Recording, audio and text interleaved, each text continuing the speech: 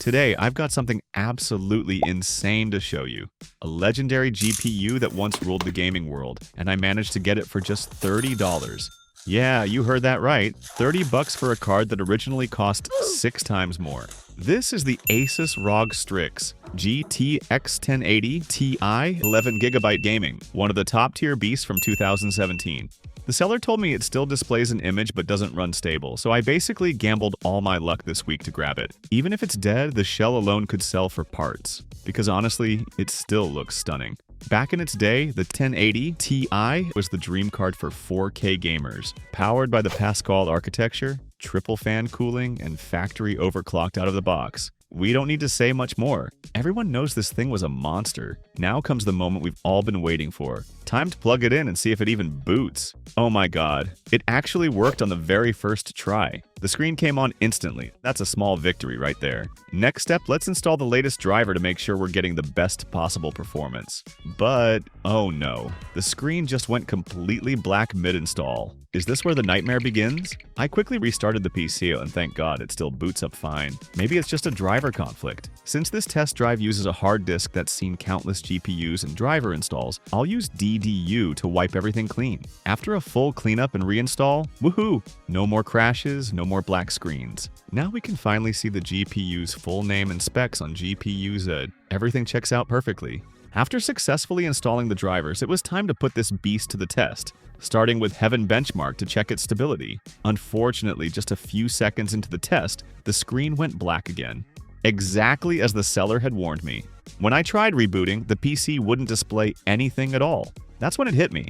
This could be a case of progressive failure, maybe the VRAM overheating or unstable voltage spikes causing it to crash. I didn't think it was purely a temperature issue, but just to be sure, I decided to take the card apart and inspect it closely. Inside, everything looks surprisingly clean. No burnt marks, no damage, nothing unusual. Still, I cleaned the VRAM area thoroughly and reapplied a fresh layer of thermal paste on the GPU core. Hoping that might help it run cooler and a bit more stable. Surprisingly, the GPU came back to life. It actually displayed an image again. This time, it did a little better, lasting around 30 seconds in the benchmark before crashing once more. I rebooted and decided to try something lighter, Minecraft. Without shaders, the GPU ran smoothly, using under 50% load. I played for nearly 10 minutes without a single issue. But the moment I turned shaders on, black screen again.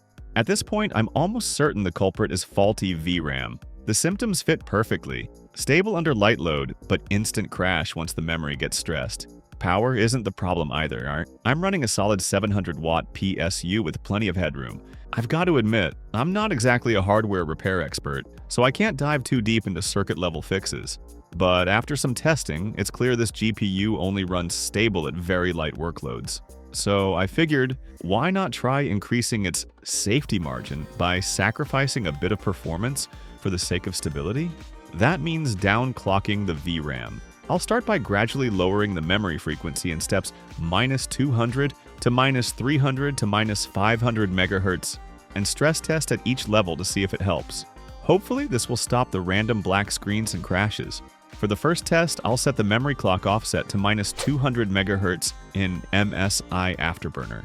Now let's see if this little tweak can breathe some stability back into the legendary 1080 Ti. The core clock held steady around 5.3 GHz, and power draw peaked at just over 200 watts. This GPU was definitely working hard. Even so, temperatures stayed surprisingly cool, hovering near 64 degrees Celsius, while the game maintained a smooth 140 FPS. For a brief moment, it felt like things were finally stable. I played for about a minute without any issue. But just as I was starting to get hopeful, the screen suddenly went black again. And that's it. Another crash. Unfortunately, the first downclock attempt didn't go as planned. The GPU crashed again after just 5 minutes of testing. So next, I'm going to try lowering the power limit. This doesn't directly affect the VRAM, but reducing it to around 80% can smooth out sudden power spikes, keeping the memory cooler and potentially more stable. Of course, setting it too low can throttle the GPU core and reduce overall performance, yet it's a fine balance. And since Pascal architecture doesn't allow direct VRAM undervolting, there's no way to fix this issue by lowering memory voltage. Now I'll push the experiment further, dropping the memory clock by -300 MHz. At this point, the goal isn't about performance anymore. It's purely about finding that sweet spot where the card can at least survive without black screening every few minutes. On the second test, things actually improved a little. The GPU managed to hang on a bit longer this time before crashing again, with the same dreaded black screen. So I decided to take one final step, dropping the memory clock by -500 MHz, which is basically the lowest I can safely go. I was hoping that this would finally bring the 1080 Ti back to a stable state.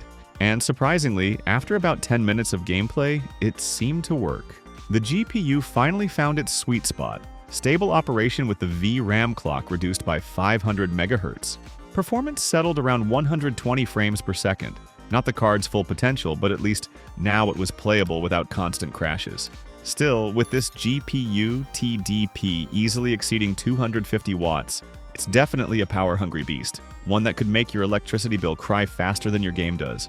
Switching over to some FPS action, I decided to test CS2 at full HD resolution with high settings. I played for about 15 minutes, and while the game ran smoothly most of the time, the black screen crash still showed up after longer sessions. Clearly, the instability wasn't completely gone. However, once I capped the FPS at 120, everything changed. The GPU suddenly became far more stable, maintaining consistent performance without any crashes.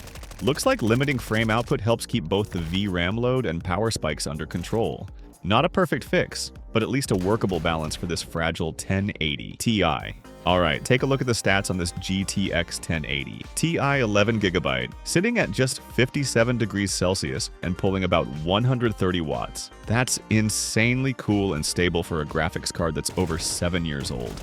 In GTA 5, it's holding an average of 68 FPS, hovering between 60 and 80, with 1% lows around 49 FPS. For just $30, this is what I'd call an absolute steal. Performance way beyond what you'd expect for the price. But long term, that's a different story. Old hardware like this can hide ticking time bombs, aging VRAM, weak power circuits that could die on you any day. So yeah, it's a great deal today, but maybe not such a great deal tomorrow. Now, moving on to The Witcher 3 at high settings, the 1080. Ti is really being pushed to its limits, running at 96% load, drawing about 228 watts, but still holding a cool 60 degrees Celsius. That's classic 4K beast behavior right there. Performance-wise, in dense forest scenes it averages around 108 frames per second, fluctuating between 80 and 110. The gameplay feels buttery smooth, sharp visuals, no noticeable stutter at all. Honestly, for a $30 GPU, that's crazy good. Next up is Black Myth: Wukong, a game that's notorious for its heavy graphics load, and this one's a real stress test for any GPU. At medium settings, the GTX 1080 Ti is holding surprisingly well, keeping FPS between 70 and 80, and staying stable even during intense combat with NPC.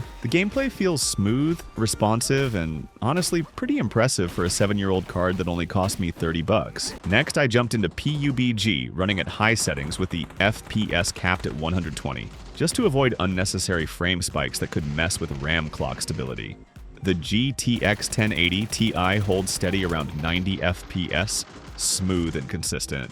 Honestly, if this card weren't limited by its VRAM, I'm pretty sure it could push close to 300 FPS in this game. Then I switched over to Fortnite at high settings with DirectX 11. The card performed well overall, keeping things stable when capped, but after a long session I started noticing a few frame hitches. Maybe that old VRAM issue showing up again. Still, for $30 I can't really complain. It's doing way better than I expected. At the end of the day, this is still one of the most powerful GPUs ever made. Even years later, the GTX 1080 Ti still deserves its GOAT title. But in this video, it's far from perfect. Sure, it crushes 1080p gaming, but after long sessions, those random crashes remind me it's an old warrior past its prime. Still, for just $30, this was one wild bargain hunt, and honestly, a fun ride testing how far this legend can still go. If you enjoyed the video, don't forget to leave a like and subscribe. It really helps the channel grow. Thanks for watching, and I'll see you in the next one.